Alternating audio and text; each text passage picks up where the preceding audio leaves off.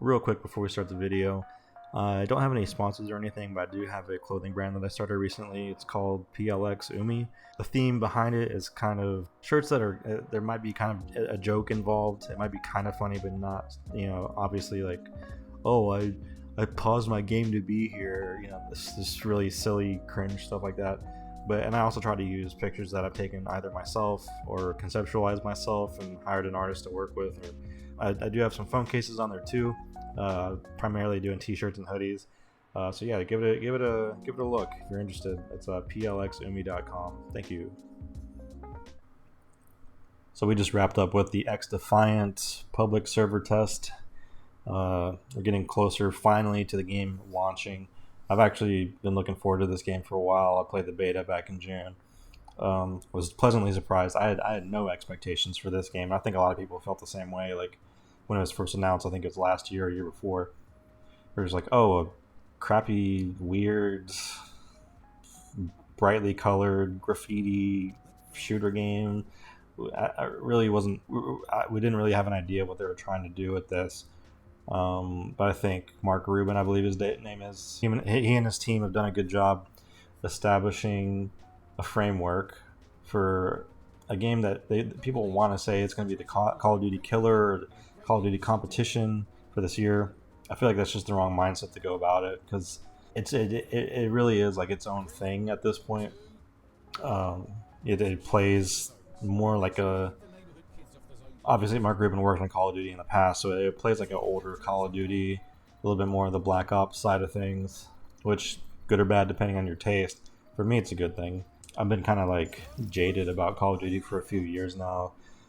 Despite me putting a ton of hours into Modern Warfare 2019, I just haven't had like none of the games since then have really stuck with me. And the only reason why 2019 did is because it was like in the height of COVID. I had some friends I was playing online with like every day because I couldn't go to work, couldn't do this, couldn't do that. So there's like strangely some good memories associated with that game. A lot of frustration as well though. And then the birth of Warzone, which has completely thrown a wrench into how Call of Duty is developed and thought of as a product. So I'm hoping XDefiant, with its focus on arena shooter gameplay, is going to be something that is a little bit more appealing to people who play Call of Duty for Call of Duty. I feel like people who play Warzone primarily, which I don't know a ton of people who do that, they're a totally different audience. And for Activision to kind of pull resources away from the main multiplayer as much as they have has just been terrible. And that's why a lot of people feel like me. They just feel like abandoned, or we just feel like a mark. It's like, oh, we got this free-to-play Warzone, now we're going to start throwing a bunch of $30 bundles in your face all the time. When if you bought the $70 game, which is $70 now, you shouldn't have to be bothered with all that stuff. But anyway, I got a few notes here just about the XDefiant. Not a ton has changed since the beta, so if you missed out on this because you play on console primarily, you haven't, don't worry about it. You didn't really miss a whole lot. I do feel like the time to kill, I do remember it being pretty quick when I played the beta, but I don't remember it being this quick. And I can't remember if I mentioned this already, but I was playing on PC, obviously, when I'm normally a console player. So I was using a controller just because I can't like learn how to play FPSs now, when I only had a limited amount of time to experiment with the game.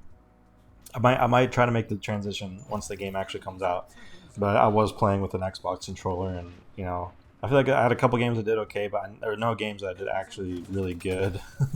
Like everybody else they just have that advantage, obviously. Back when I played in June, it was a much more balanced experience because I think a lot more people were playing with controllers. So it was frustrating at times because I kept getting beat in gunfights, but with what I was working with, that's just going to happen. There were some hit detection things I was kind of bummed about. It's that classic situation where you're in a gunfight, you run behind the wall, and somehow you still die. Like that's happening a lot more than I would want. It's something that just seems to happen. It's most likely just based on the connection, but it still jumped out at me, like just because of how frequently it happened. There's some minor graphical glitches. just with the characters, sometimes the menus weren't loading correctly. Like there'd just be missing words, or at the end of a match, I think there was one match my character was acting like he was holding a gun, but he wasn't. There's no gun there.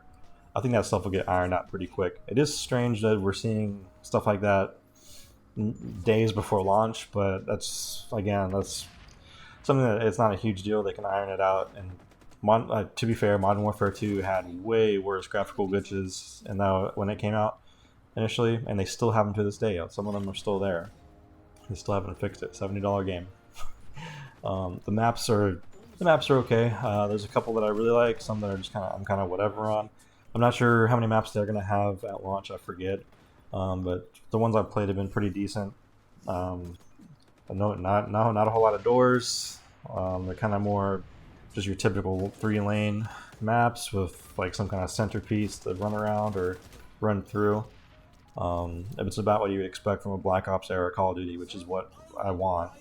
So the maps aren't bad. I haven't had any like I love either, but those I might find that out at launch which ones I really like, and I just need more time with the game. The characters.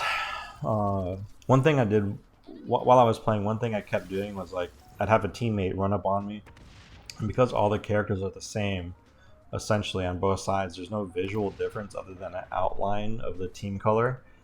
I feel like there should be some kind of customization for the characters, and I imagine this might be something they add into the game at launch or when seasons come out and you start grinding battle passes or whatever. Just playing the server test, and I remember the beta before too. It's like everybody's playing, the chick from Far Cry or the Splinter Cell people, so they all look the exact same. And if you have like a split second to react, you're not gonna necessarily see the outline. That's more of a minute detail. What you're gonna see is the shape of the body. You're gonna see the hair. You're like, oh, and you start, you blind fire, and it's like, oh, that's your teammate. Not a huge deal. Definitely something that I feel like they're gonna fix, but that's just something that stuck out to me. So hopefully, once you start playing the game, you can unlock like more hairstyles. Or I just wish I could make my own character in these games. I'm willing to accept that it's a hero shooter. That's just how it's gonna be. But I mean, there's something nice about just having your own like default character that you can customize and edit. And didn't really have a lot of personality. The personality. Speaking of personality, it's kind of it's something that they're trying to do to stand out with the Ubisoft characters being like the announcers, as well as the characters themselves speaking. It's Ubisoft, so it's kind of cringe, but I feel like that's another thing that you can just turn off. You don't necessarily need it, and it serves its purpose. It's not bad. Again, none of these things are making me want to quit the game or not give it a shot when it comes out on October 1st. But it's just something that I'm noticing. It's just, especially the Watch Dogs. It's like the millennial, and I know that's just the style, of the game. It's just, I wasn't really feeling it too much. I'm still experimenting with the characters. I've been mostly playing. I actually found out I've enjoyed playing with the spider for DedSec, the spider equipment. I mean, a lot of people are still playing the healer from Far Cry. A lot of people are still playing the Splinter Cell character with the invisibility. There needs to be some kind of balance. I feel like it's going to be like this for a while until the meta changes. Like people are just not going to pick the other characters. They have to provide some sort of utility, or people are just going to keep picking the ones where you can heal. I feel like every character should have like kind of like like we've gotten used to in Call of Duty, where you just hit the left bumper or whatever button it is on PC. You just, after a gunfight, you can heal with equipment. There needs to be some kind of equivalent for that. I think that's what everybody's used to. That's what instinctually I do every time I get out of a gunfight. I'm like, okay, I want to heal. So yeah, I think people are prioritizing that over the actual character abilities. So it's like just for that standard of gameplay. But there's still more characters to come, more factions to come, and that's the whole point of the game, is to have the factions. Otherwise, the game wouldn't exist. So I can understand why they probably want to keep everybody around and keep adding more Ubisoft franchises to the game. But overall, like I said, it wasn't bad. It looks good. It plays good. It doesn't feel like a next-gen game. I don't necessarily mean that in a bad way, but it's definitely free to play. It's definitely not. It's not receiving the budget that some of the competition is getting.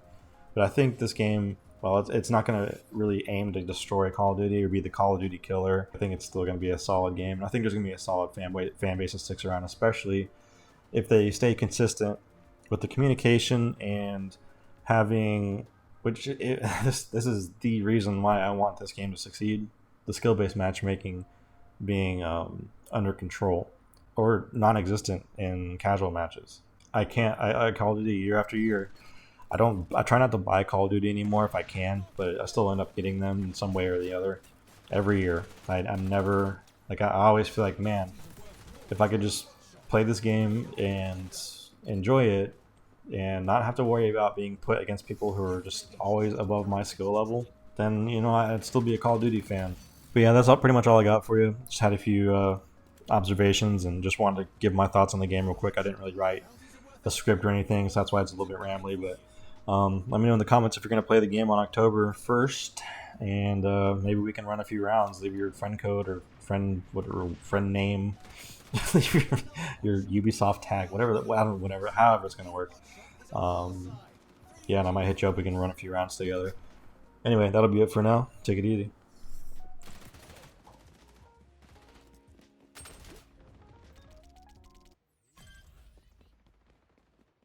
Hey guys, this is Olivia Rodrigo, and I really want to tell you about this shirt I can't stop dreaming about.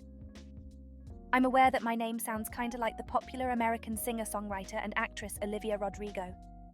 But I swear to God that I'm not her. I'm British, I'm British in it. I have a hard time saying wa'ul ba'ul, and I do be eating beans, no cap. So yeah, there's this shirt that I'm obsessed with from MWIII. You gotta see it. It's called the Hana Yoridango shirt, and it's got a couple of cool girls playing guitar over a backdrop of tulips. It's so fire. It's made out of cotton, which is like in my top 5 favourite materials for a t-shirt. I may be the AI-generated voice of a Zoomer girl, but I literally can't stop wearing this shirt. I wore it to Taylor Swift and she saw me in the crowd and told me she liked it. I was like, yo! No way Taylor Swift just liked my Hana Yoridango shirt from MWIII, that's crazy. If you want to get one, just go to plxumi.com and follow all their socials. Hold up, there's actually a backpack version too. I'm gonna throw up. That's crazy. I'm going to call up that dude in his mid-40s who my parents don't know about and have him buy me one right now. Bye bye.